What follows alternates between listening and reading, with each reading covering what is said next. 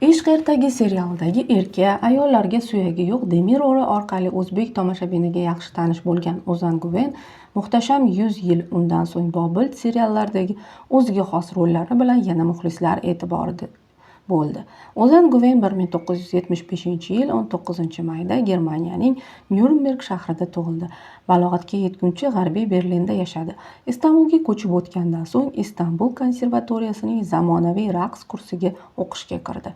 Talabalik yillarida u qornini to'ydirish uchun ishlab pul topishga majbur bo'ldi. Bu aktyor uchun og'ir davr edi. U qattiq charchar, har bir semestrdan so'ng ta'til olishiga va o'qish kursini qayta o'tishiga to'g'ri kelardi. Shu tariqa bir necha yil yashagach, Ozan Guven hammasiga qo'l siltab, Istanbul konservatoriyasidagi o'qishini tashladi.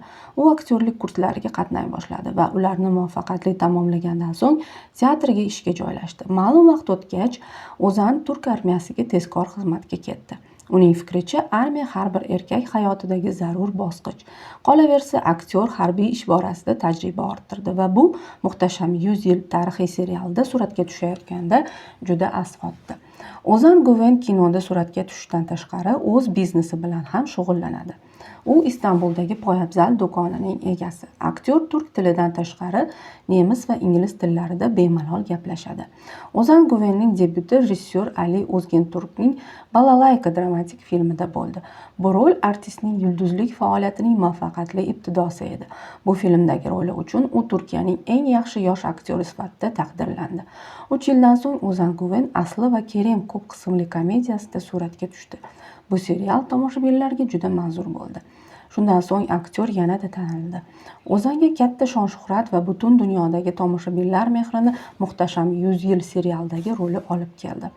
Aktyorning serialdagi ijrosi tomoshabinlarni qoyil qoldirdi.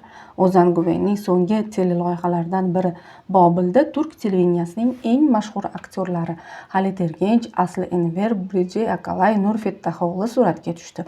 Biroq shaxsiy hayotidagi mojarolar uni serialdan ketishga majbur qildi. Buning ustiga reytingi baland bo'lmagani sababli serialni ham yopishga to'g'ri keldi. Ozan nafaqat kino, balki reklamada ham faol suratga tushishda davom etmoqda. Bundan tashqari, u reklama roliklarida suratga tushib, o'zini rejissyor sifatida ham namoyon qildi. Aktyor shuningdek multfilmlarga ovoz beradi. Ozan Guven aktyorlik faoliyatining ilk kezlaridayoq hayotini taniqli aktrisa Turkan Derya bilan bog'ladi. Yoshlar 2005-yilda turmush qurishdi. Oilada tug'ilgan o'g'ilga Ali Atesh deb ism qo'yishdi. 2010-yilda er-xotin ajrashdi. Ularning o'rtasidagi kelishmovchilik butun oilaning tinchini buzayotgandi. Bu qarorga kelish oson bo'lmadi. Ajrimdan so'ng Ozan uyini sobiq rafiqasi va o'g'liga qoldirdi. Derya esa o'g'li uchun faqat aliment olib, boshqa hech qanday talab qo'ymadi. Muhtasham 100 yil serialida birga ishlagan Ozan Guven va Maryam Uzerlini fotomuxbirlar bitta joydan chiqayotganda ko'rib, ularning uchrashayotgani haqida xabar tarqatishdi. Bu mish-mishlar tez tarqaldi.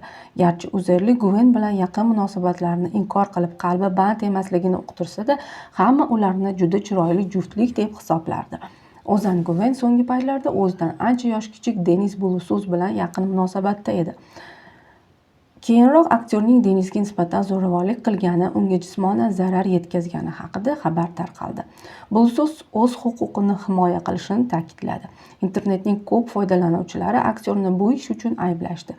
Ozan zo'ravonlikni hech qanday shaklda oqlab bo'lmasligini, bu vaziyatda aybi yo'qligini yozdi. Sud esa uni bu ishda aybdor deb topmadi. Muhtasham 100 yildan so'ng Ozanning shuhrati ancha ortdi. Uni ilk turk internet loyihasi bo'lgan FiChP'dagi bosh rol ham yaxshi tanitdi. Bu loyihada uning partnyori Serenay Sarikaya bo'ldi. 2-3 yildan oldin chiqqan shaxsiy hayoti bilan bog'liq mojaro tufayli Guvenning ismi anchagacha tillardan tushmadi. Do'stlari va hamkasblari ham uni ayblashdi. Zo'ravonlik qilgani haqidagi xabarlar ana shunday mojarolarga sabab bo'ldi. Mojarolar sal tingach, 2021-yilda aktyor Istanbulga qaytib, teatrdagi faoliyatini davom ettirdi va Men Don Kixot hamda Taksim Bistrosi pyesalarida o'ynadi.